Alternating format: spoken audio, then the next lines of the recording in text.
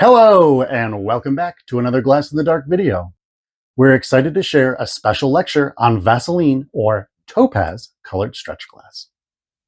We recorded the lecture in Corning, New York, during the 25th annual Vaseline Glass Collectors Convention. Glass in the Dark was graciously allowed to record this presentation from Cal Hackman of the Stretch Glass Society. Cal has an incredible depth of knowledge for this unique and stunning style of glass.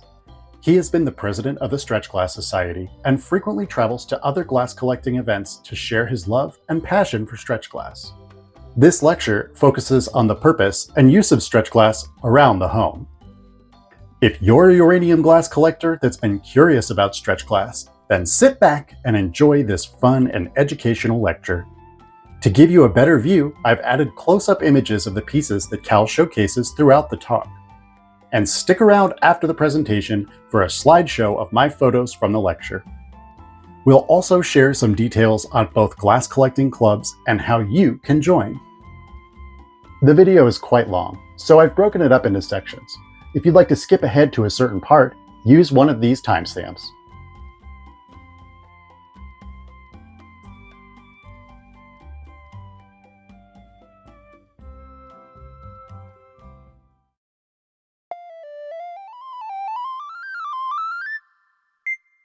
The stretch glass that you use when you're entertaining. There's the stretch glass that you use to decorate your home. And then there's the rarities. The rarities often arise as, or begin their life as whimsies in the factory, where the finisher is given latitude by management to be creative with a particular piece of glass. The wonderful thing about stretch glass is that you can use one mold to make many pieces. I hope you had a chance to look at the open work bowls that are on display in the other room. Those were made by US Glass, and I'm fortunate enough to have the entire set, from the normal bowl, which is the one that comes up that looks like a regular mixing bowl, all the way down to the plate. So that's a good example of how many different items you could get out of one mold, okay? I don't know that there are whimsies that were made from that mold, but there could be whimsies that were made from that mold that would somehow look different than any of those pieces that are on display in there, because the finisher decided to do something crazy once the glass got in his hands. I brought only examples of topaz and mandarin yellow stretch glass because those are the only two colors. Well, and I did bring one piece of Florentine green because those are the colors that glow, okay? But I wouldn't want you to leave here thinking that these are the only colors that stretch glass was made in. As you can see from our sign, as you can see from the calendars that I hope you all have had a chance to pick up and then maybe had a chance to flip through, stretch glass was made in over 50 different colors and in over 60 different shapes. Now when I say different shapes, that counts all the bowls as one shape. Okay, so if you were to consider each size and each shape of bowl, each size and each shape of plate, whatever, you would have over 1,000 different shapes of stretch glass that you would have to collect in how many ever different colors they were made in order to have a complete set. To the best of my knowledge, there is no human being who has a complete set. There are several of us who have large collections that number in the thousands of pieces, but it is unlikely that any of us are going to have one of everything. So, what is stretch glass anyways? What is this crazy stuff? It is pressed or blown molded glass to start with. It generally has little or no pattern. as you'll see up here. You don't see a lot of grapes and cables, you don't see a lot of chrysanthemums, you don't see a lot of cherries or berries or blackberries or any of that sort of stuff. So it generally has little or no powder. It is sprayed with a metallic salt mix while the glass is hot. And we'll talk a little bit more about that in a minute. It is sprayed with the iridescence, and then it is returned to the glory hole to be reheated. It's reheated enough to adhere the iridescence to the surface of the glass, but not enough for the glass to actually change the basic shape, or at least not change the shape by very much. Then, while it is still red hot, it is given to the finisher. And the finisher determines the final form of the piece of glass. Now, in some cases, there is no change to the form in which the glass came out of the mold. For example, a candy jar. A tall candy jar comes out of the mold looking like a tall candy jar. The cover comes out of the mold looking like a cover to go on a tall candy jar. It gets iridized, it gets reheated briefly, and then it goes to the finisher. The finisher does basically nothing to it, and then it goes to the leer to be cooled. Because if you start messing around with a candy jar, and you start messing around with the cover, they're not going to fit, right? Okay. Now, you can take that same candy jar bottom and you can put it between two wooden paddles and you can squeeze it and get a fan base out of it. Okay? Or you can take that candy jar bottom and you can, instead of letting the sides come up, you can flare those sides down and turn it into a comport. You could even get really crazy and cup those sides in and crimp it and make it into a vase, okay? But as a candy jar, it's going to retain the shape that it had when it came out of the mold. So it must be molded, it must be sprayed while it's hot, it must be refired, and it may be reshaped. The refiring will cause the iridescence to begin to separate a little bit on the glass. The reshaping will cause the iridescence to separate either a little more or a lot more, depending on how much reshaping is done. Remember that when you make molded glass, the idea is that the mold needs to be as concise as possible. Molds are very expensive to make. Okay, so if we're going to make a mold for a plate, we're not going to make a mold for a plate because the plate's too big. Okay, we're going to make a mold for a bowl. And so these sides are going to be up or down, okay? And the finisher has to bring those sides down and turn it into a plate, all right? And that is true with, even big plates like this. These plates start out as bowls, okay? And then they're reshaped. So we just sort of keep that in mind as we're talking about all these different pieces, okay? Think about, well, how small could the mold be to get that thing started, regardless of how it ends up when you get done?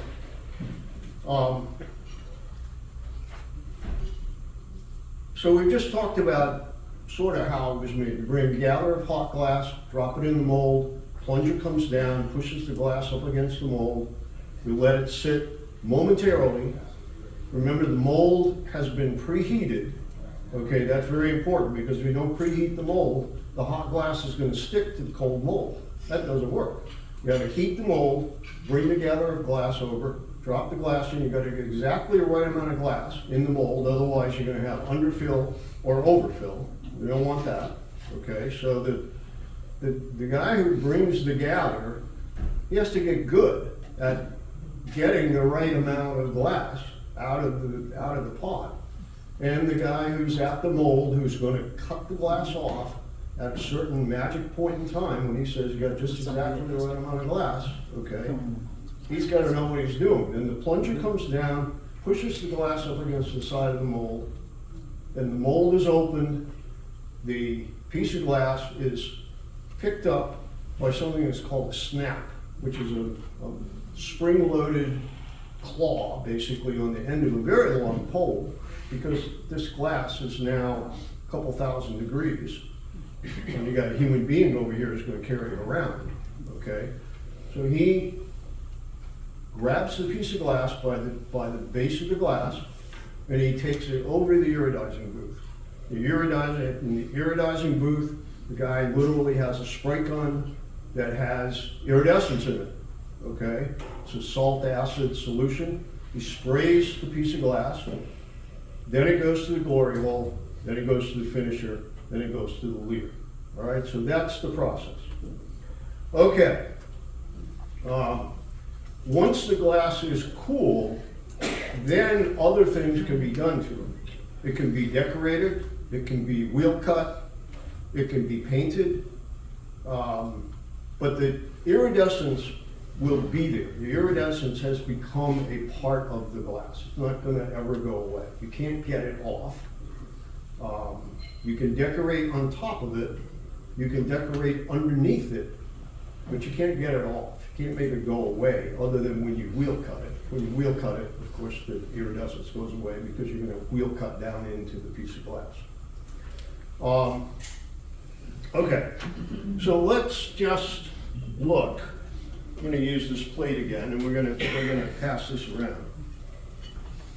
This here, this is what is referred to as the stretch effect, okay?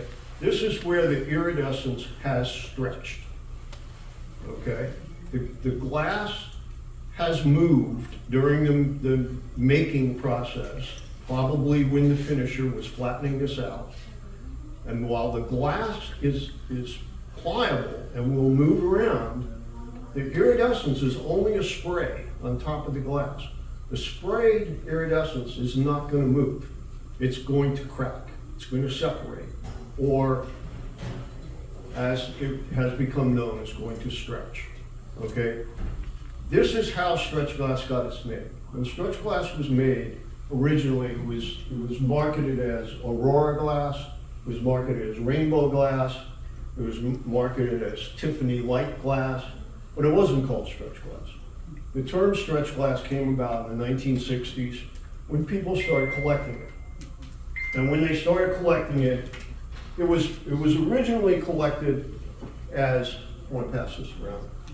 You take that one on that side. You can take that one on that side. When it was originally collected, it was originally collected mostly by carnival glass collectors because of the similarity in iridescence. But in the 1960s, there were a group of people who were carnival glass collectors and who were stretch glass collectors who said, stretch glass is different than carnival glass. It should have its own category. Those people eventually founded the Stretch Glass Society in 1974. And leading up to that, some researchers had done research on the origins of stretch glass or whatever, and they had to call it something. And so they called it stretch glass. It's more difficult to identify a piece of stretch glass for you and I to have a conversation about it because there is no pattern on it, okay? Carnival glass is relatively easy. If I say to you, I have an amethyst grape and cable bowl, you know what I'm talking about, right? As long as I give you, it's an 8-inch bowl, okay? You have some idea what I've got. If I say to you, I've got an amethyst stretch glass bowl. Well, do you have a punch bowl? Or do you have a cereal bowl? Do you have a baked apple bowl? Do you have a console bowl? I don't know. Okay? So in addition to calling it stretch glass, the researchers started going back into the factory records and finding the mold numbers. And so on a lot of these pieces, and you'll hear me refer to it a little bit here tonight, a lot of these pieces, we refer to them by the mold number. The mold numbers, not every company that made stretch glass had mold numbers or had mold numbers that we know today, but many of them do. Many of them had catalogs that had the mold numbers in them, and so we're able to use the mold numbers for identification. I mentioned the three categories: home entertaining, home decorating, and rarities. So, home entertaining. Would you care to join me for lunch? Here it is. Other than the plate that's circulating around now, we have a plate, we have a cup and saucer, we have a sherbet and an onion plate, we have a salt dip, we have a bread plate, we have a creamer and sugar, we have a lemonade jug. We have different types of tumblers for our lemonade. And we have different kinds of sherbets. Sherbets was a big thing evidently back in the 20s because there were all kinds of sherbet dishes made in stretch glass. This is a sherbet. Okay. This was made by U.S. Glass. This is a sherbet. This is a sherbet. This was made by Northwood. The sherbet's over here. This is a Fenton sherbet. Now Fenton got fancy. Fenton made plates that had rings to keep your sherbet in place and keep it away from whatever else was going to be on the plate, the cookies or the cake or whatever you're going to have with your sherbet, okay? And that's an off-center indent. Fenton also made some smaller plates that had a center indent that the sherbet could sit in.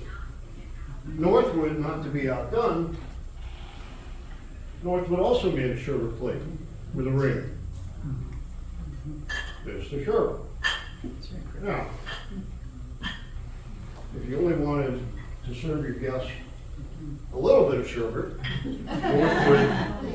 Northwood gave you this set.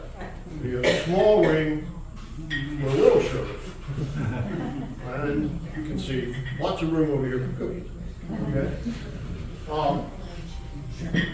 Now there are certainly other pieces that I could have put out here. It could be a salad bowl. It could be a salad serving bowl. It would have a large plate underneath it. Then there would be individual salad plates or individual salad bowls. There might be a baked apple bowl if you were going to serve your guests baked apples. So for entertaining, we're not serving breakfast or dinner, by the way. Okay, there are no meat platters, there are no salt and pepper shakers, there are no covered vegetable bowls. That doesn't come until the Depression era.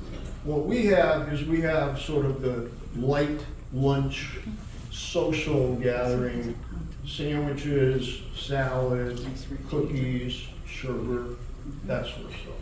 So that's what you have in stretch glass.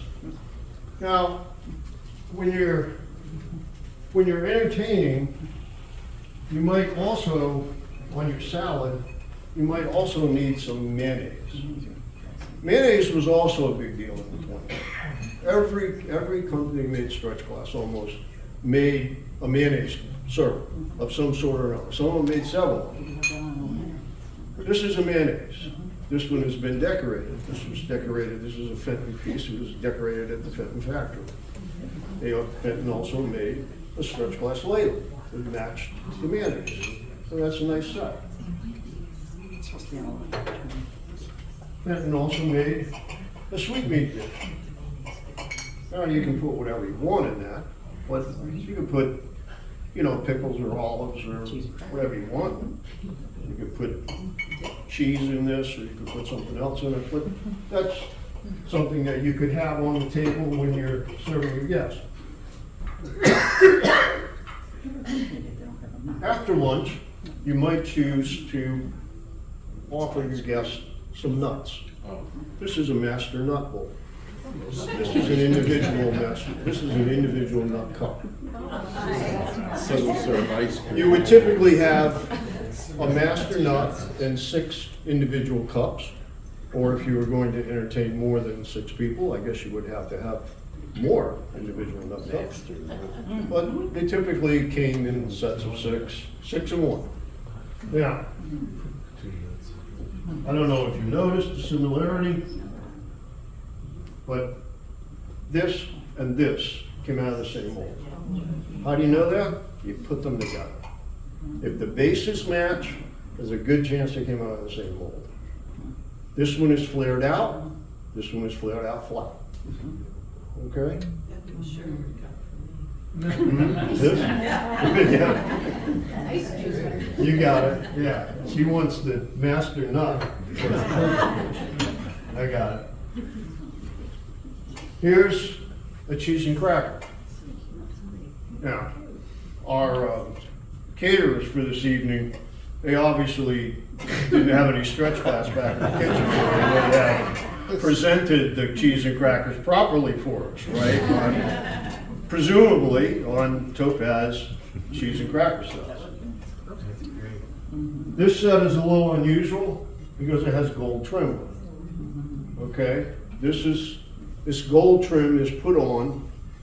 This is you apply basically a glue stencil, if you will, and then after that is dried, then you paint it with gold paint.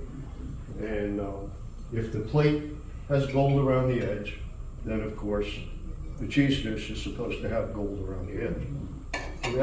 And this has a center ring also to keep the cheese from moving around, okay? In this case, they put a gold ring around that. You might need one of these in your foyer. This is a card tray. And when your guest comes to call, they should deposit their personal calling card on your card tray to leave an indication that they have been to visit. So this is a card tray. Now this card tray has been decorated. This has been wheel cut with what's called matchstick cutting. And this is a fairly common cutting that we find. We believe it was done by a decorating house, not necessarily done by the particular manufacturer, because it shows up on different companies' stretch glass. If you'd like to pass it around so everybody knows, it's kind of hard to see some of this stuff. Okay, so let's move on from entertaining, and let's talk a little bit about decorating. Well, when we decorate, we might need a vase for some flowers.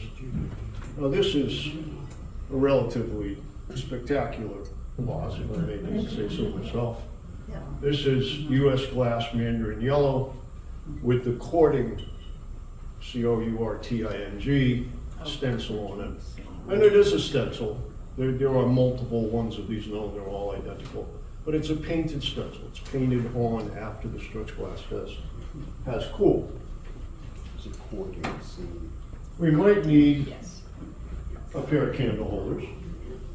So here's a candle holder. There would have been a pair of them. It might have been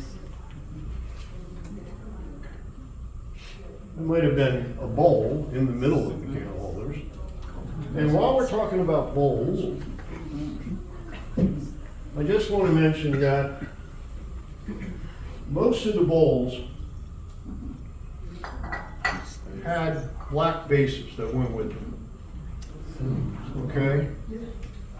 Now, if you set this stuff up, you set it up on the table or whatever, you'll see that the black base really enhances the bowl.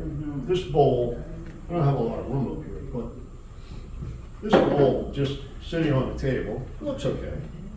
You know, you can put the candle holder next to it, it'll look all right. Right? Just imagine another candle holder over here. So that would look okay on your sideboard, right on your buffet. But let's do that. Looks better.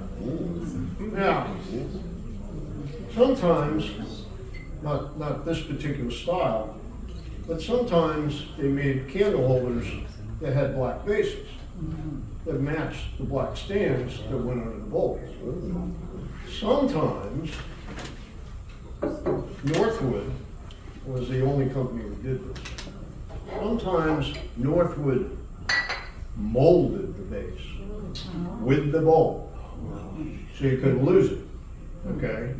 The base was never iridized, it was always black amethyst, but the bowl was iridized, the bowl part was iridized, they didn't iridize the base. So they did a lot of different things to kind of spruce up your home. Now you might need a candy jar. Those of you who are skilled in interior decorating, you know that you're supposed to arrange things in three, right?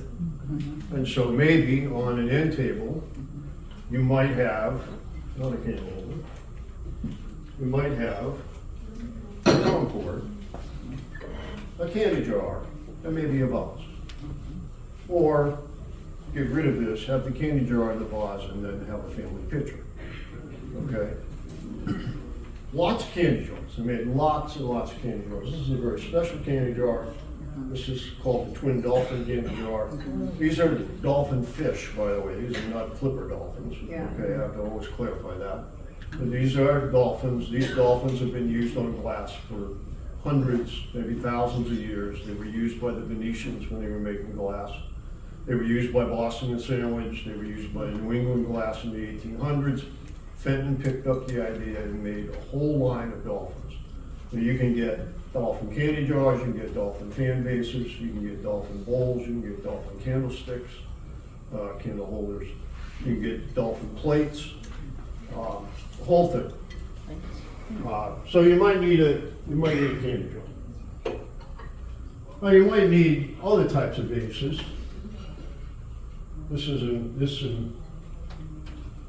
These two vases here, these are US glass 310. How do we know they're 310? You see those, see the lines in them? Those are made in the mold. Okay, that's the 310 mold. And US glass made a full line, plates, cheese and cracker, mayonnaise, salad bowl, candle holders, console bowl, vases, the whole bit. In fact, if you don't need a vase for a lot of flowers, maybe you just need a vase for a few flowers. So this is the 310 bud vase. Okay. It has exactly the same lines. Now, in addition to just decorating the common areas of the house, you might want to decorate your vanity. And if you wanted to decorate your vanity, you might like a nice cologne bottle on your vanity. This is a Fenton cologne, tall cologne. Has most of the dauber still there, which is pretty exciting. And it has the original paint on the flower top. This flower top was molded with the stopper. When it was molded, the leaves were up around the bud. And it was up to the finisher to get those leaves down to where they needed to be in order to finish this. The flower tops that Fenton made, they used them mostly on their vanity items, but they did use them sometimes on the top of candy jars.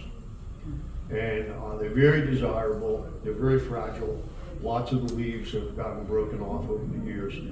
Well, I'm very fortunate to have a pair of these.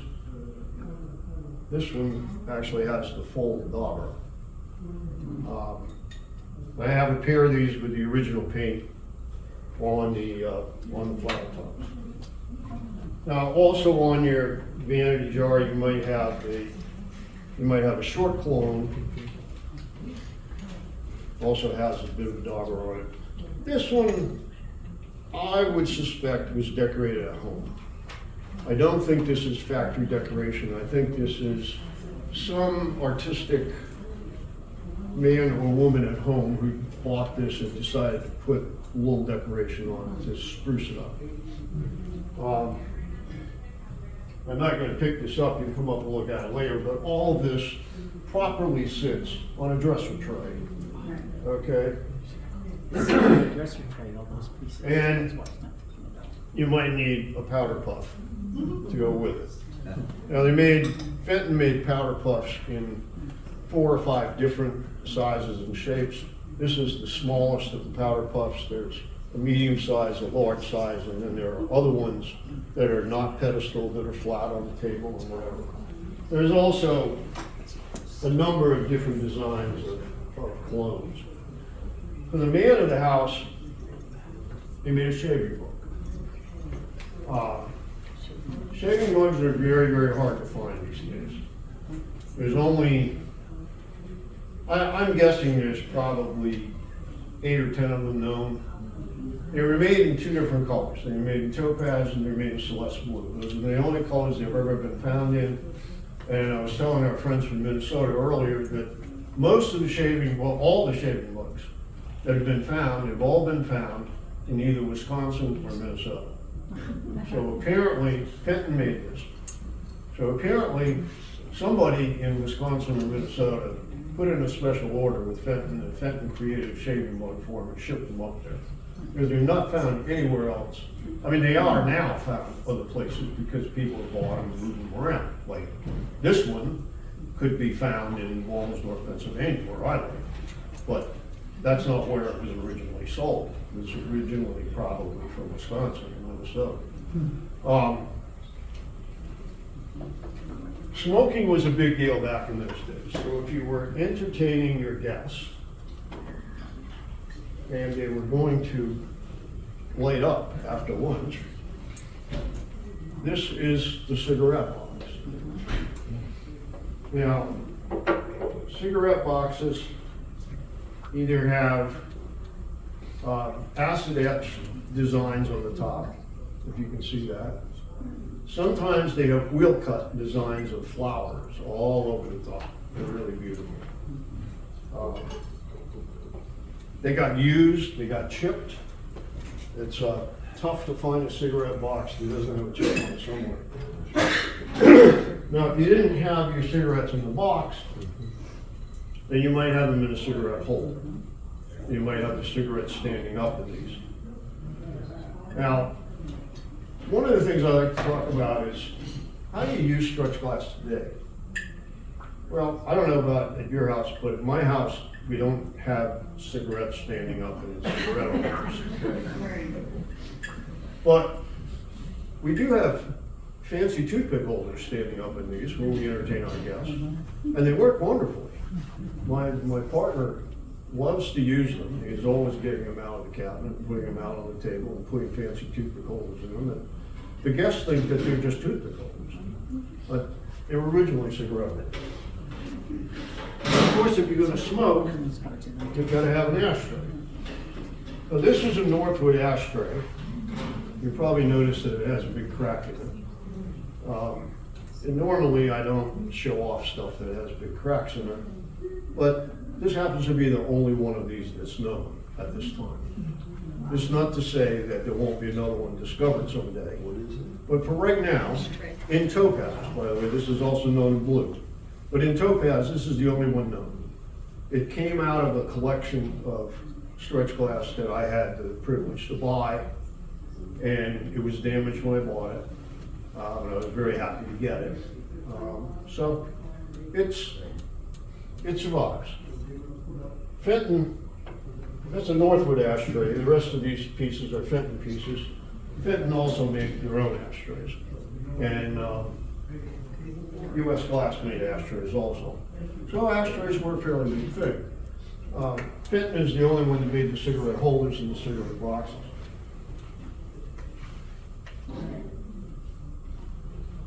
getting back to lunch, you might want to serve marmalade. So this is a marmalade. You'll see that the cover has a slot in it for the marmalade spoon. This is the marmalade jar. This is the marmalade plate that has the ring so that the jar doesn't move around. Now, interestingly enough, this is the same plate. You can put the cheese dish in here. Okay, so this plate does double duty as the base for the marmalade jar and the base for the cheese cardboard.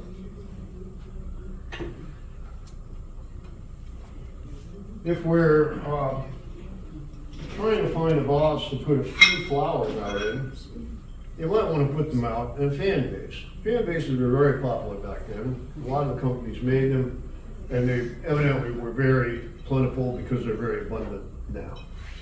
What's not very abundant, by the way, we have one retired florist in the audience, and he would tell you it's hell to arrange flowers in this flower base, okay? But, if you put this flower frog in the fan base,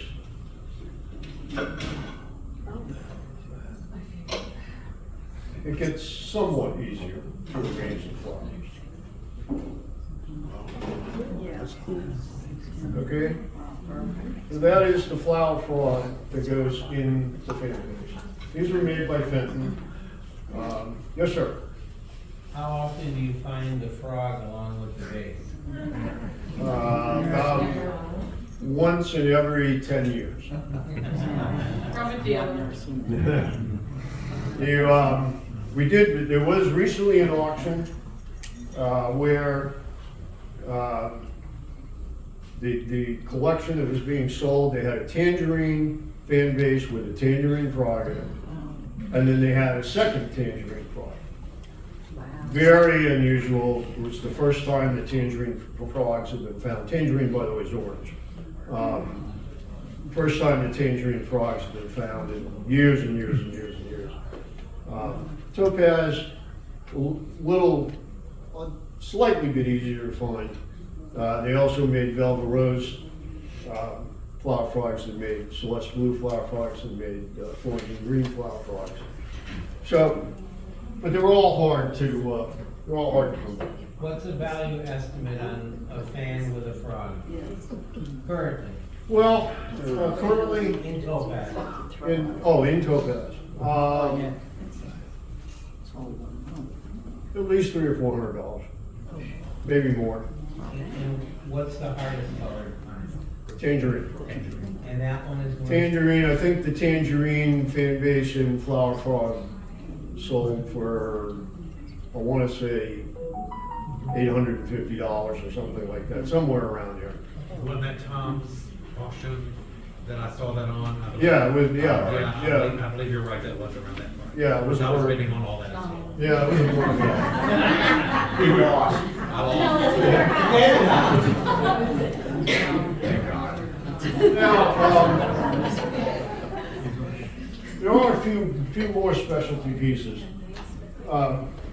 So Fenton made a master nut bowl and a nut cup. Northwood, not to be outdone, made an almond dish. This dish is only to be used for almonds, by the way. Not to use it for anything else. Okay? This is not a gumdrop dish. This is not a peanuts dish. This is an almond dish. And of course, it has a very nice cover on it to keep the almonds fresh when you eat them.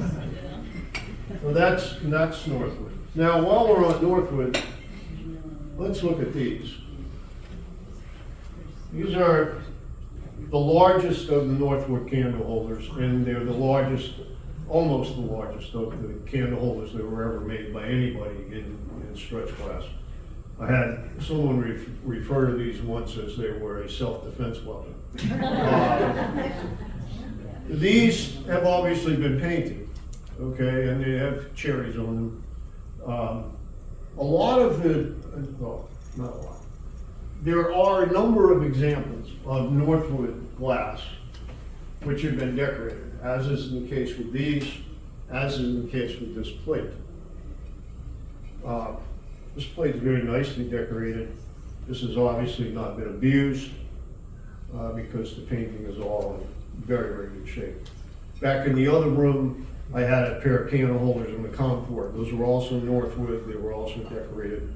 There's a good chance that this decorating was done at Northwood, but we don't know that for sure.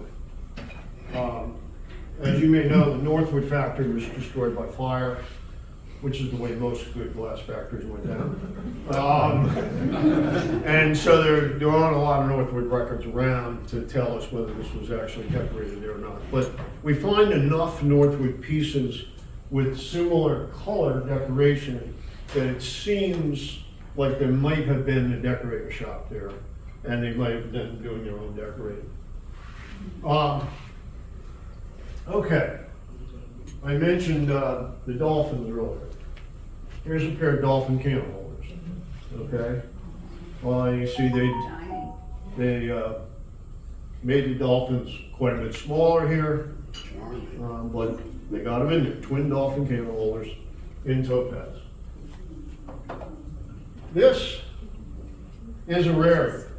Remember my third category, rarities? Or whimsies or whatever. This is a rarity. I was tempted to take this over to the Corning Glass Museum the other day when I went over, but I decided not to. Because I didn't figure there would be anybody over there to talk to me about it. But I'll pass this around. You be very careful with it. If you look through this way, you'll see that it says Pyrex. Okay? It says Pyrex. Now, I don't know about you, but I wasn't aware that Corning made uranium Pyrex that would go up. But evidently they did. At least they made one. If they made one, they probably made more than one. These two little dessert dishes, this is a little berry bowl, this is another sherbet. These were made by U.S. Glass, we believe, and they are also rarities. There is,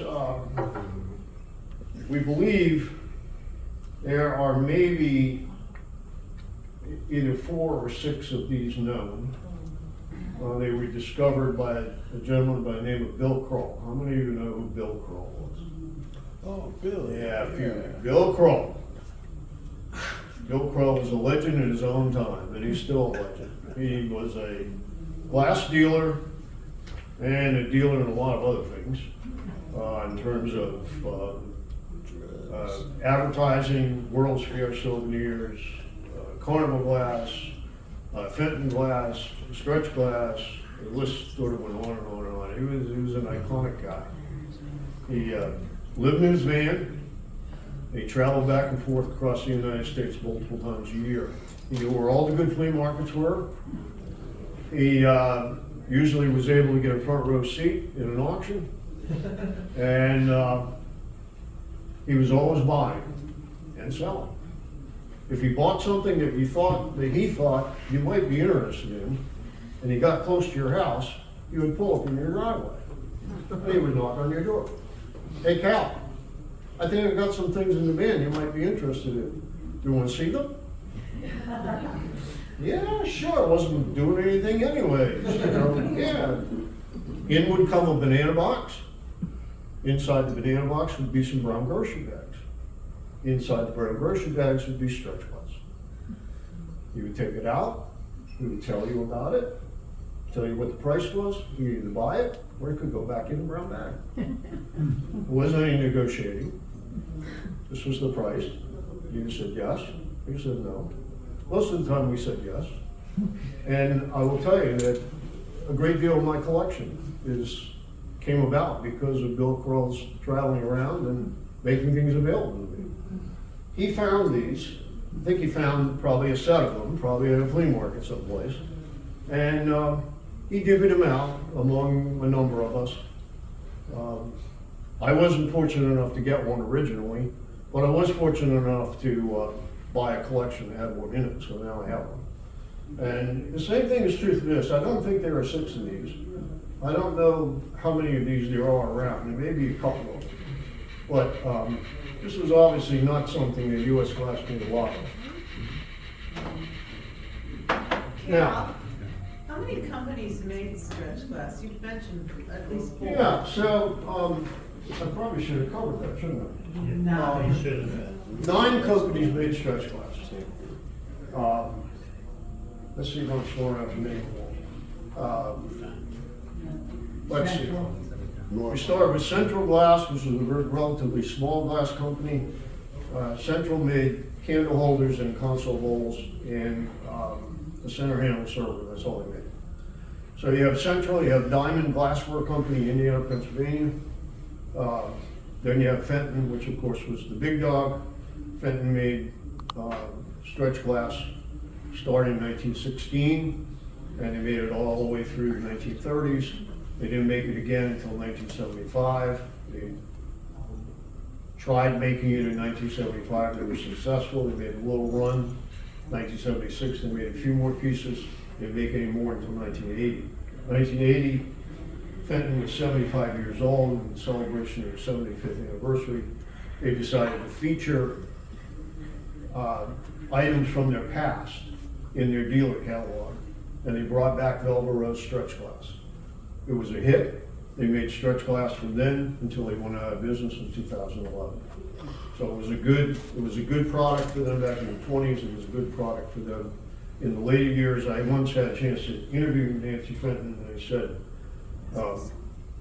you know, why did you bring stretch glass back? And why did you make so much of it between 1980 and when you went out of business? She said, because the Chinese didn't know how to make iridescent glass.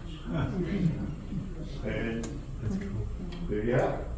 So it's Fenton, then you have Imperial, Jeanette, most of us know as a depression glass company, but Jeanette made a little bit of stretch glass. Lancaster, Ohio, they made some stretch glass. Lancaster, then we go to Northwood. Northwood was only around until they went out of business in the 1920s, so they were around for the beginning of stretch glass, but not around for the end. Northwood, then U.S. Glass Company in Factory K in Pittsburgh. This is where they made, we believe that's where they made most, if not all, of their stretch glass, was in the King factory in Pittsburgh. And finally, last but not least, Vineland Flint Glass Company in Vineland, New Jersey. They were sort of the outlier. Vineland became Duran Glass. You all know Duran, very famous art glass company, rival Tiffany to some extent. So those are the 9 companies. What is this? Cardinal. Somebody cheated. Okay, carbon. So this is a car base. It should have a metal bracket around it that you could attach to the side of 1928, whatever. And you would put fresh flowers in this when you went for a drive to help to give the car a nice smell and cover up a little bit of that gasoline smell. This is the only Topaz car base that I have. They were sold in pairs. I'd love to find them made for this somewhere along the way. They were made in a lot of different colors, and I have a bunch of them in other colors, but I don't have one. I don't have another one there. Now, these are an oddity. I don't know. Well, I guess they're rare. I don't know of another pair like them. These are Fenton 2-color candle holders. Fenton is known to have made these. The combination of these 2 colors is pretty unusual. Usually you would have topaz on top and black amethyst on the bottom. You almost never would have black amethyst on top and topaz on the bottom. In fact, I don't know that I've ever seen a pair like that. These came out of an estate of what is believed to have been an estate of a former Fenton worker. And I believe, although I have no proof for it, I believe that these are best referred to as winch block specials. I believe that these were made in the factory. Maybe they were This combination is known. Okay, there are other pairs of these around. Not many, but maybe 2 or 3 other pair of this combination. I don't know that there are others of this combination. Remember, these were made by making complete candles in both colors and cutting them while they were hot and sticking them back together. If you come up afterwards and you look at these, or I can pass them around, you'll see that right here, they're stuck back together. That's not because they were ever broken, that's where they were made. You want to pass these around so you can see? So I believe probably that a worker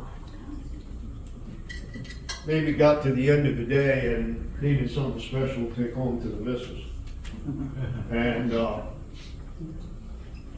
maybe one day there was one that way and maybe another day there was one the other way. Or maybe they were both available on the same day and he put them in his lunchbox and took them home.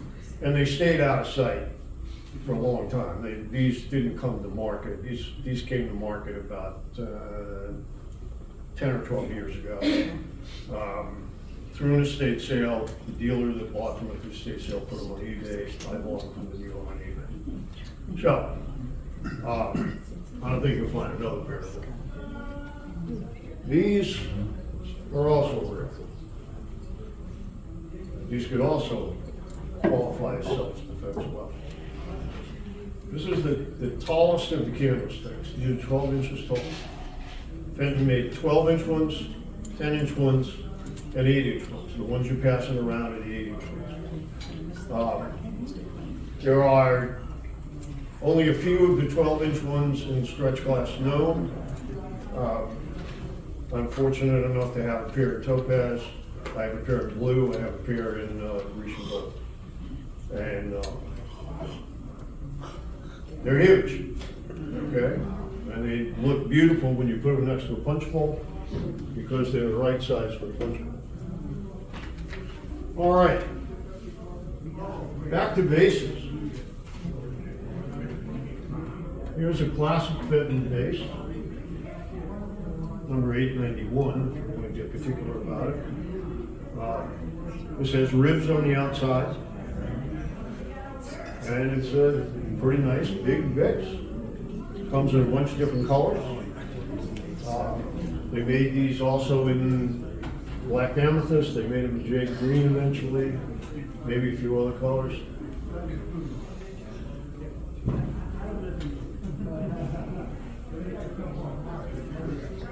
But these are the star of the show. These are also Fenton. These are mold blown, rib optic, trimmed in cobalt. This is actually a ring of cobalt blue glass. These are attached after the bases made and iridized. Now, you look at this and I don't know from where you're sitting or not, whether you think those ribs are on the inside or the outside. But the ribs are on the inside. Now, how do the ribs get on the inside? So this was blown into a mold that had ribs on the outside. Once it was blown into the mold that had the ribs on the outside and the ribs were formed, then it was blown again into a mold that had a smooth outside. When you blow it under the smooth mold, it forces the ribs inside. So if you put your hand down in here, the ribs are down here. So these are optic ribs, which is very, very typical of stretch glass. Okay, optic everything, optic panels, optic ribs, optic diamonds, whatever. This is curtain optic. Okay, same idea. The And the inside too. yeah, and the inside also. All right, we're getting down to the end here, folks. I want to show you these two pieces, and then we'll take some questions. These are Fenton's cornucopia vases. This is the Jack in the Pulpit. You're familiar with the Jack in the Pulpit idea, style. These evidently didn't make too many of these, or else not too many would survive, one or the other, because they don't find them very often. They did eventually change the mold and get rid of the tail of the cornucopia so that the base just comes down straight. But there aren't very many of those around either, so I don't know if after they changed the moldings they gave up with it or what the deal was. So this is the Jack in the Pulpit.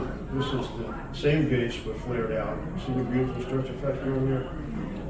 Beautiful stretch effect on both of them, because they had to be worked and reworked in order to get it to that size.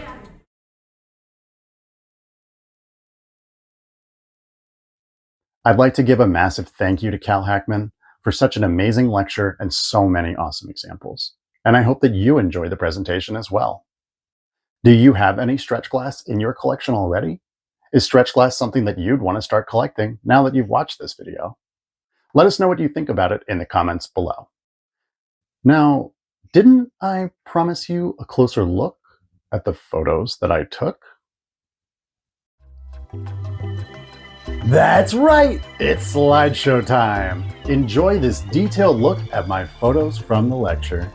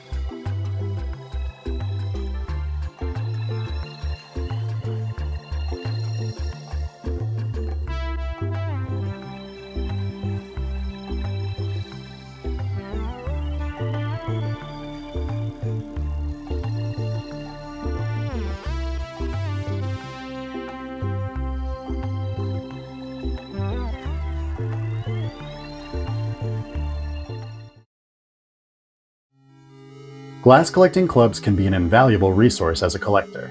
I joined my first club back in 2020 and am a proud member of both clubs featured in today's video. If this is something that interests you, here's some information on them. VGCI focuses solely on Vaseline glass, or yellow uranium glass. They send out a special newsletter called the Glowing Report 4 times a year.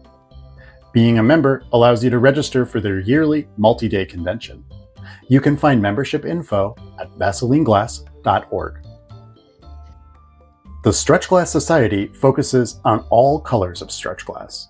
They send out a quarterly newsletter, host regular video and in-person meetings, and host a yearly convention. The 2025 convention theme is Topaz. You can learn more about them at stretchglasssociety.org. If you've made it through to the end of the video, I sincerely thank you. And as a reward, I have some information. We'll be releasing 2 more videos about our time at the Vaseline Glass Collectors Convention later this year.